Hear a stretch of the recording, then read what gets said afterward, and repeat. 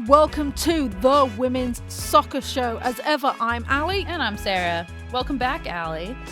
I know. It feels like I've been away from you for so long, but it's been a week. Yeah, you had a nasty migraine. It's part of the quiz, actually, that we put on our socials. Thank you to all of you who entered to win.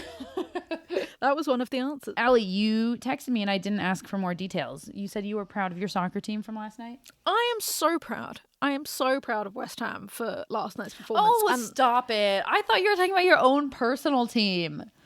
No, get out of actually, here. I don't want to talk. No, we can't talk about this to be yet. fair, I am proud of Manchester Laces because for anybody who doesn't follow, the purple team, we played in a cup match and we took on a team that were in the league above us and we managed to get them to a draw and it ended up going out on penalties. But, you know, the fact we managed to take this team down that route, I'll take it. I still haven't moved on from your proud of West Ham, but we'll come on to it. Lots has happened since our last episode. The NWSL schedule, number one, finally got announced of when it was going to be scheduled to drop and is also dropping today on the day that this episode is being released, which is very exciting. They had to schedule the schedule. I was like... Yeah.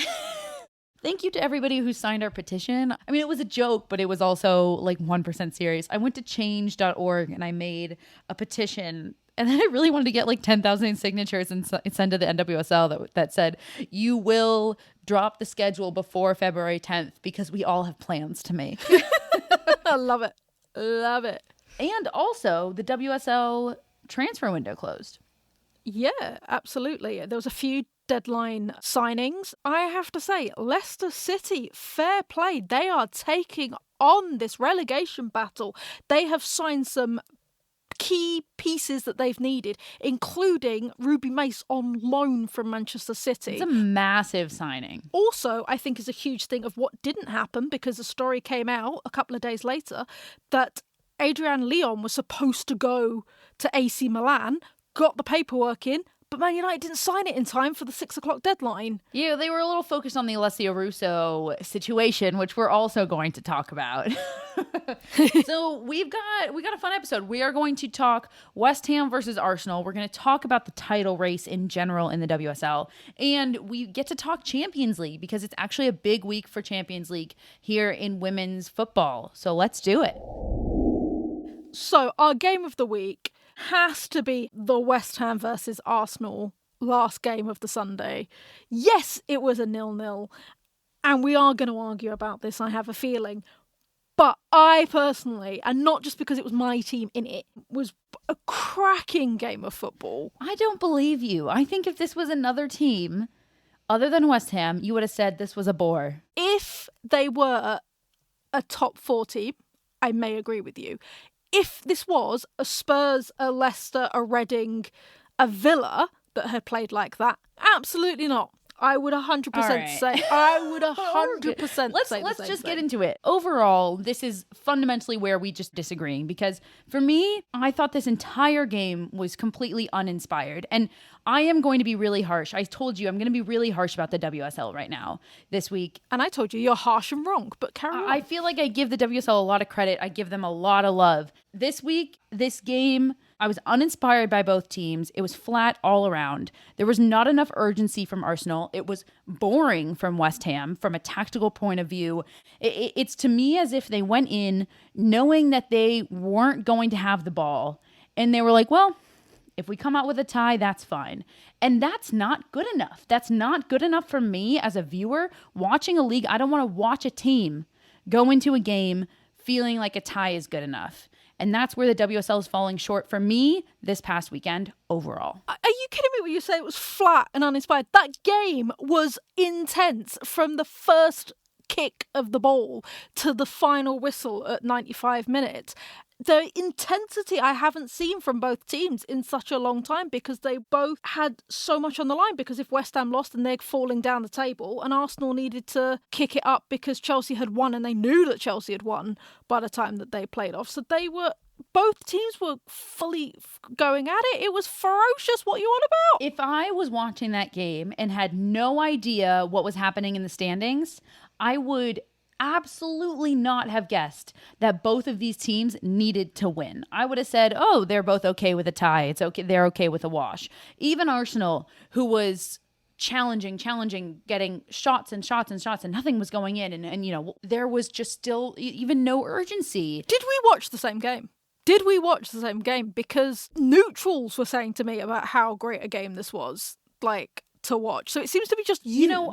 I'm willing to say maybe I'm bitter because I'm an Arsenal fan and it was tough, but I really, that's what it really is. don't That's think... what it is, mate. No, but I'm still of the opinion. I'm disappointed in West Ham too.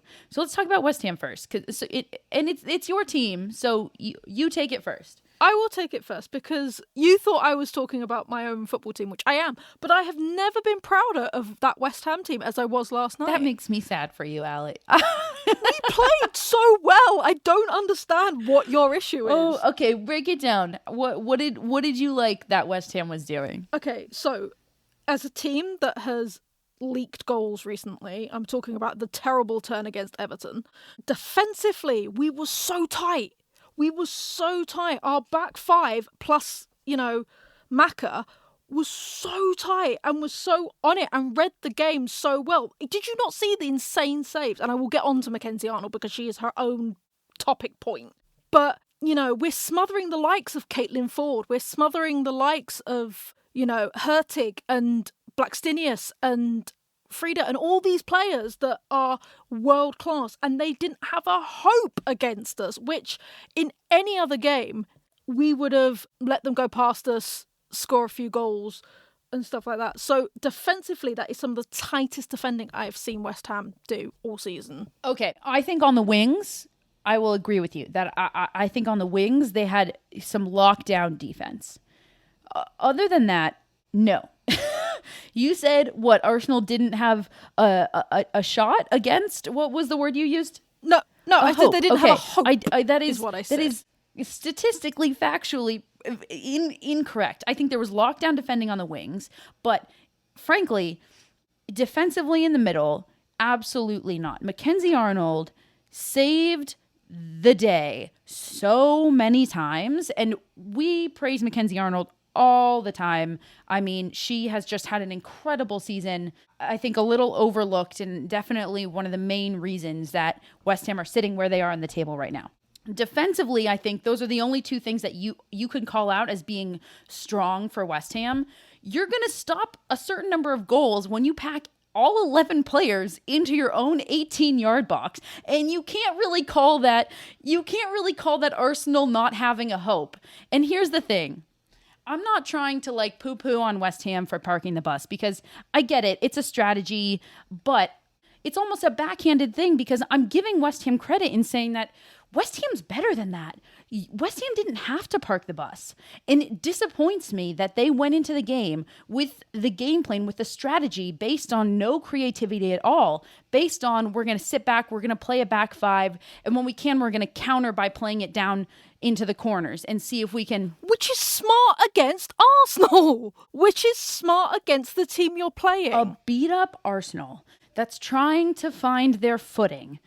And, we've been talking about West Ham in a way that's they're building. Before the league started, tell me if you said you thought that they could be a contender or not, Allie. This is not how contenders play. The reason I am arguing with you is because it is smart play by the West Ham team. They have lost all 8 times they have played Arsenal since coming up to the WSL, right? So, of course you're going to sit back and only go up for the counter because look what happened last time when we played Arsenal. We went 1-0 up ahead and then you had Jordan Nobbs fire in top left corner and it all went to hell from there. So it's about reading the game. It's about reading your opponents. And I'm also not having this nonsense about a beat-up Arsenal. I'm sick and tired of any time a top 4 team loses to someone that is not in that top 4. Instant argument is, they're injured. Wait, that's not what I'm saying. The first thing I said was that it was uninspired by Arsenal. So we'll come on to Arsenal. I'm saying that I wish West Ham had recognized that Arsenal, they are beat up. They don't have their bench anymore. They don't have their 2 top scorers anymore. And I wish that West Ham had come in with a game plan to try to capitalize on that more. West Ham could have come out with 3 points in this game. And that's how you lose. Because that is what's bitten West Ham before. as someone who has sat in the cold terraces to tell you, is the fact that we will come forward, and that's when your Caitlin Fords, that's when your Hurtig sneak in one-on-one with Mackenzie Arnold, she goes the wrong way. That is how we would lose that.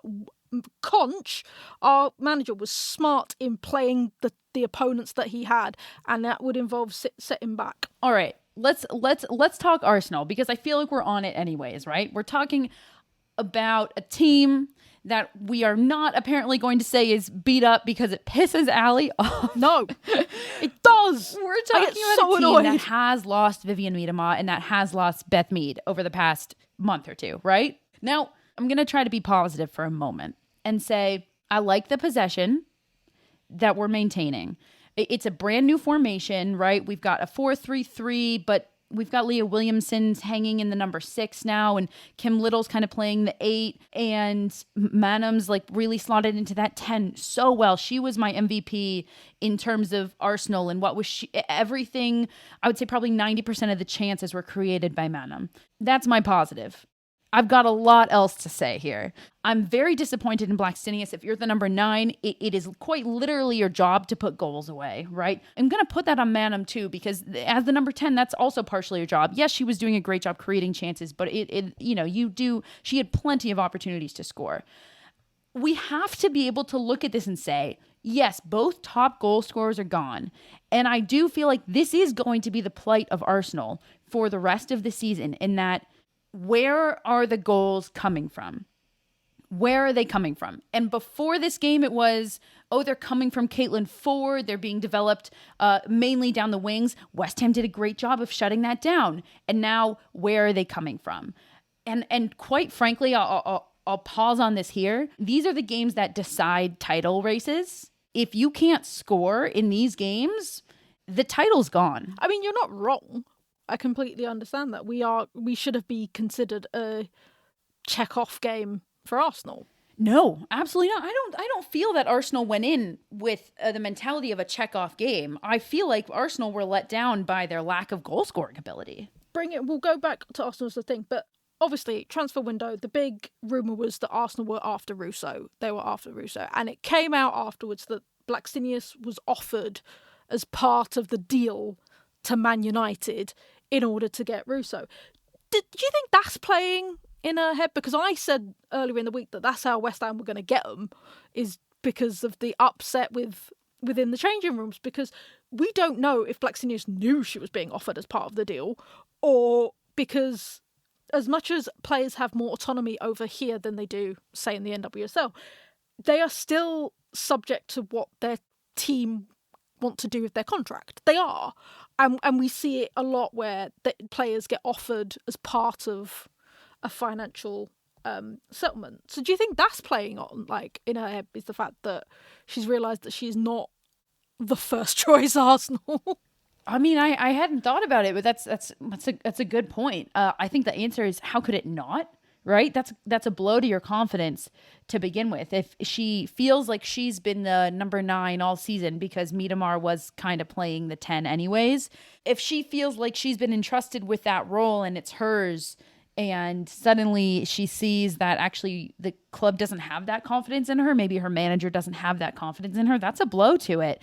Absolutely. But then on the other side, Blackstenius hasn't been the main person who's developed goals for Arsenal. It's always been centered around the midfield, the 10. So I think it's a little bit of both, to be honest. But I love that you brought up the Russo deal, because frankly, Arsenal could have used her in this game. But overall, I think for Arsenal, it's not the best case scenario, but it's not the worst. Nearest rivals as well. Man United drew this weekend, and we'll get onto that when we do about the title. If I was Jonas, I would have some serious conversations with my strikers, because I mean, as much as I love West Ham's defending, and I personally think they defended really well across the board, there are certain things that you should just be putting away. There were things where it was like, yeah, Mackenzie got a hand to it because they miskicked so terribly that it sort of dribbled towards her rather than, and there was like passes where there was just no one on the end of it. I think I was most disappointed in like I said at the top, like it was the lack of urgency, and it felt like a piece of Arsenal had given up on the season. I still think you're wrong. At the very beginning of the match, they were up for it, they were raring to it, and it just got to the point of like 70 minutes, 80 minutes, that they were frustrated and they were tired because They were tired. I feel like that was where they were.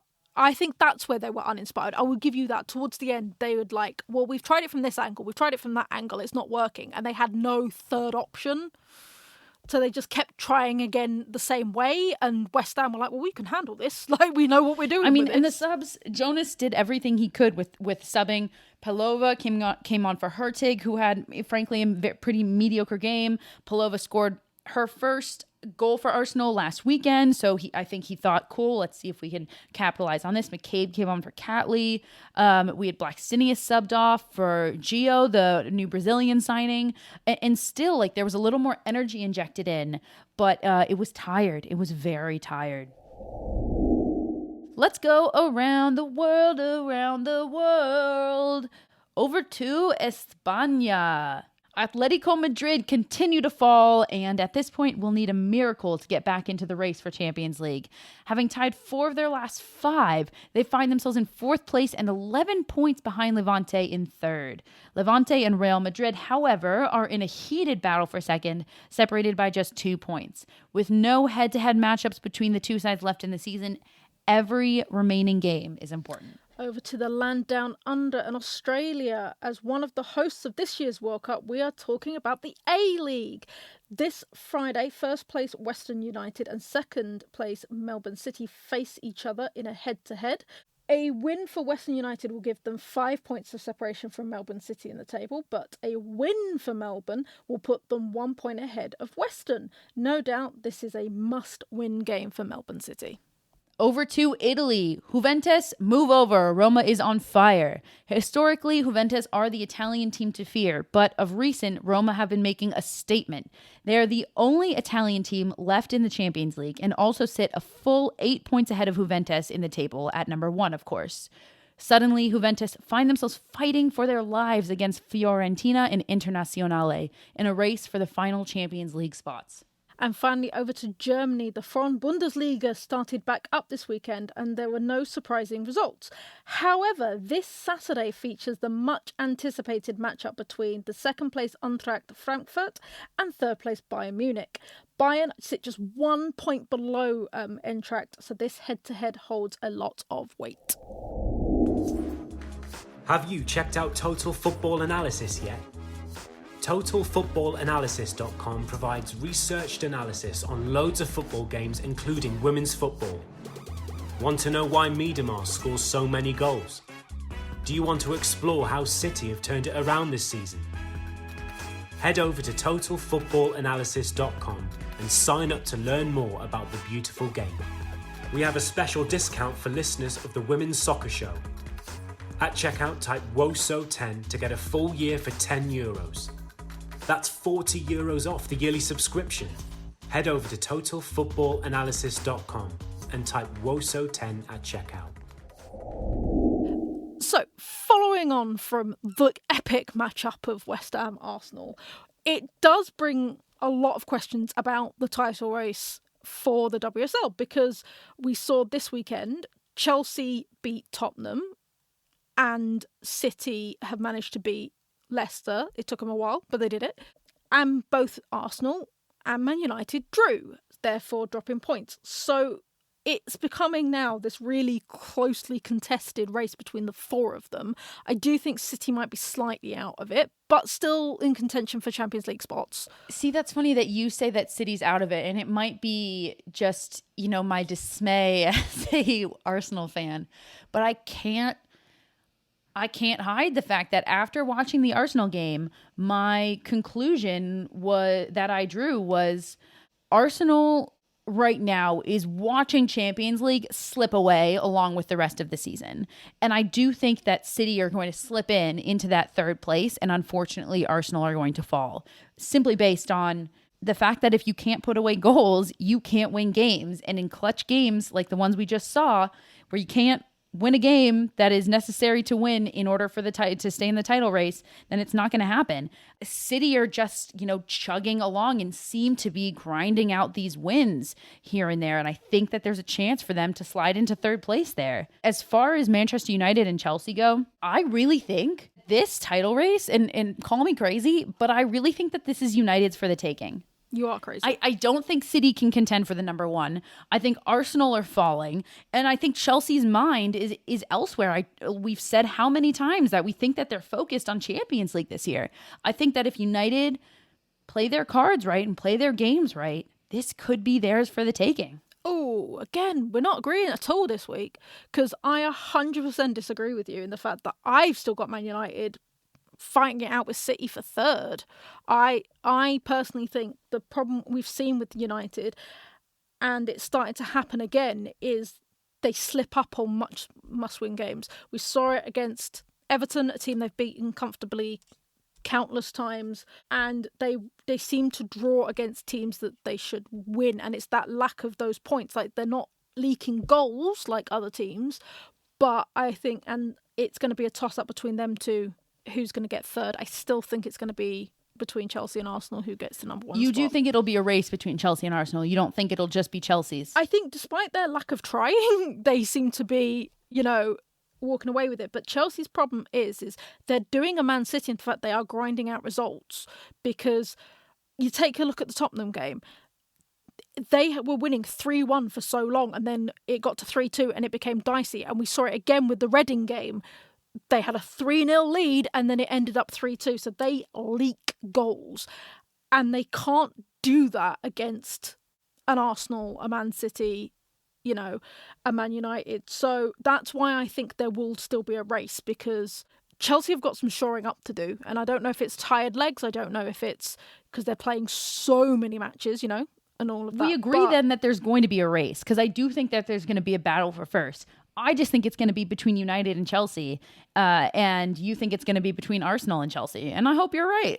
Yeah, no, I genuinely do. I think it's going to come down to the final day, where you've got City v Everton, Chelsea versus Reading, Arsenal versus Villa, Man United versus Liverpool. Say those again slower, because I just say that again. So it's City versus Everton, Chelsea versus Reading, Arsenal versus Villa, Man United versus Liverpool. On paper, winnable games for all of the top four. However, if this league has taught me anything, on paper means nothing. Interestingly enough, we've got some rescheduled games coming up this weekend. And one of those rescheduled games is what was supposed to kick off the season for City and Arsenal, and that is Manchester City versus Arsenal. So we're actually going to get our answer to kind of where Arsenal and City are faring, how they're going to fare against each other. And that'll be a really big indicator of kind of how this rest of this race is going to go. Yeah, I think that game is going to be really interesting. So for me, City's problem seems to be defensively, but they've got a good striker in Bunny Shaw, who has been flying recently. I love that you brought up Bunny Shaw. We need to talk about Bunny Shaw more. We do, because do you know what? She's come out of the shadow of Ellen White. I feel like last season, it was all about Ellen White. A lot of rumours about it was going to be her final season, which it was. And, there was a lot of preference for Ellen White. She has bided her time, come out of that, and has been phenomenal. She currently leads the league. She's got 10 goals. Sitting right behind her is Rachel Daly with 9. But Bunny Shaw leads the league in goals. And for somebody who is leading as the top leading goal scorer of the WSL, her name is certainly not getting enough airtime as it deserves, or as other top scorers maybe would have gotten in past years. So we're going to keep saying Bunny Shaw's name because, oh my goodness. And she's so clever with it as well. Just look at the goal she got against Leicester this weekend, just to know what I'm talking about. So City have got a defensive problem, not a scoring problem, whereas Arsenal pretty tight defensively but have a scoring problem. So it's going to be interesting to see how that balances out, and whether we're going to end up with another 0-0, or is it going to be like a last minute thriller. I'm all right with a 0-0 as long as it's not a bore like this past one.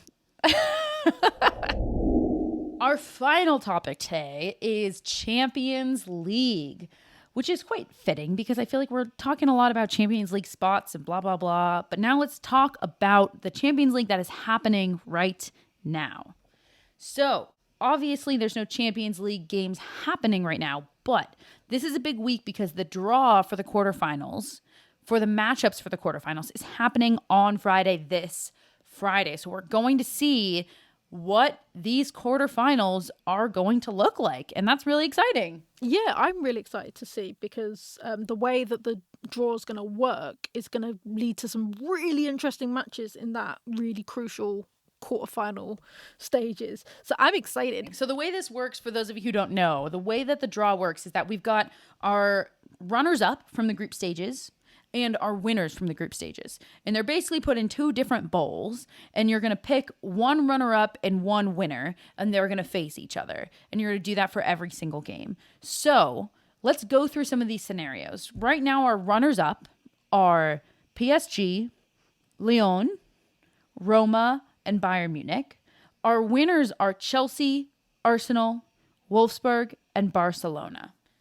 So, possible matchups that you're excited to see, Allie. I'm excited whoever gets Roma. It's not even about the winner. It's Roma for me, as we talked about in Around the World, have popped up through the training, through the investment that their brother club has done. And they are, not only that, it's exciting football. They play some beautiful football in that Italian technical way.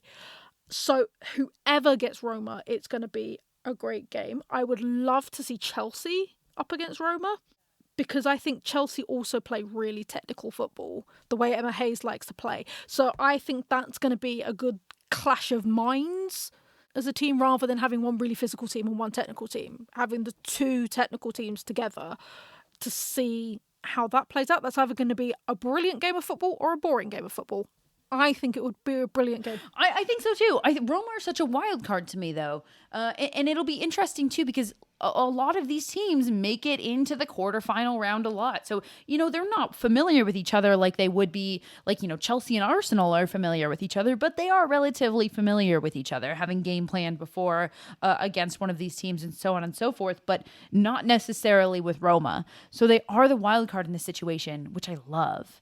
I would personally be really excited to see a Barcelona-Lyon rematch from the finals last year because that is a possibility. Lyon being runners-up in their group, Barcelona obviously being winners, and Lyon not having a great season. I think it would be, I don't know. I'm always up for a good rematch. I don't think Lyon can really compete with Barcelona this year, but I still want to see the rematch. And frankly, the question is, can anybody still compete with Barcelona?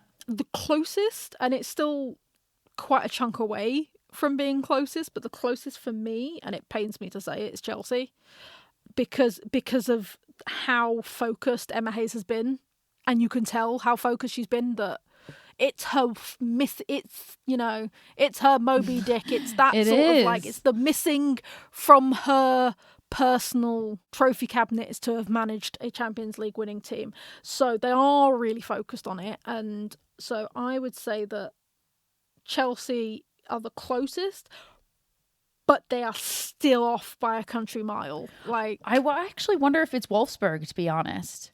And that's no disrespect to Emma Hayes, because frankly, if I had to pick one manager who I felt like could break down Barcelona, that is the manager, and that's it. But I want to throw some love to Wolfsburg, who've had an incredible year in the Frauen Bundesliga. They've only given up 5 goals all season, and I think that they've been able to build. We kind of saw them starting to fall, and they caught themselves. And they've been doing really, really well in the league. They've looked strong in Champions League so far. So I think it's between the two that could really compete. Unfortunately, I can't talk about Arsenal again. Don't make me. I have who they get, but I have a feeling that Arsenal could probably get to the semis. Okay. I have hopes that they would get that far. I don't think they'll get to the final, and it's not to do with their injuries. It's just I think they haven't worked out tactically to play certain teams. They get very stilted very quickly. I think for them, I have confidence in them against Roma, and I have confidence in them against Bayern, I do not have confidence in them against To PSG. me, they're a bit of a wild card, kind of like Roma is. I don't know which Arsenal team is going to show up to the Champions League. And it could be one that can beat anybody on any given day. And it could be one that it could get trounced by any of these teams on any given day. And I don't know. They've weirdly become a wild card. I would like an Arsenal-Bayern matchup just because I want to see Georgia Stanway Oh, back that would be fun, England. wouldn't it? I just have to shout out, I love Georgia Stanway, and she did a video for Bayern where she was like, my New Year's resolution is I won't get any yellow cards. Yeah, that's not going to happen, Georgia. Literally, first game back in the Bundesliga, she got a yellow card. I was like, that went well for you, didn't it? But I love her. You can't help but love her. At least she's self-aware. You know, the only person who's a little more self-aware than that is Katie McCabe, who didn't even bother to make that as her New Year's resolution. And also, people go follow the Twitter account of Did Kate McCabe get a yellow card? It is very informative. I don't think I need to follow a Twitter account to answer that question. All right, everybody. And that is it here for us at the Women's Soccer Show this week. Next week, we're going to be covering a huge preview of all things She Believes and Arnold Clark Cup, because it's coming up and we are so excited. I'm so excited. Allie is just like, so you can't even... Their face right now, I can't even describe. Just so excited. We might even throw in a couple of the others as well, because we've also got the Cyprus Cup and the Pintar Cup coming. It's a huge, huge couple of weeks for international women's football. And I want to throw some love to some teams out there that don't normally get the love. I know Wales are out there competing in the Pintar. You know, we've got a few that are out there, so we'll give them some love as well. Absolutely. So for us here at the Women's Soccer Show, I've been Sarah. And I've been Allie. Thanks, everybody. Good night.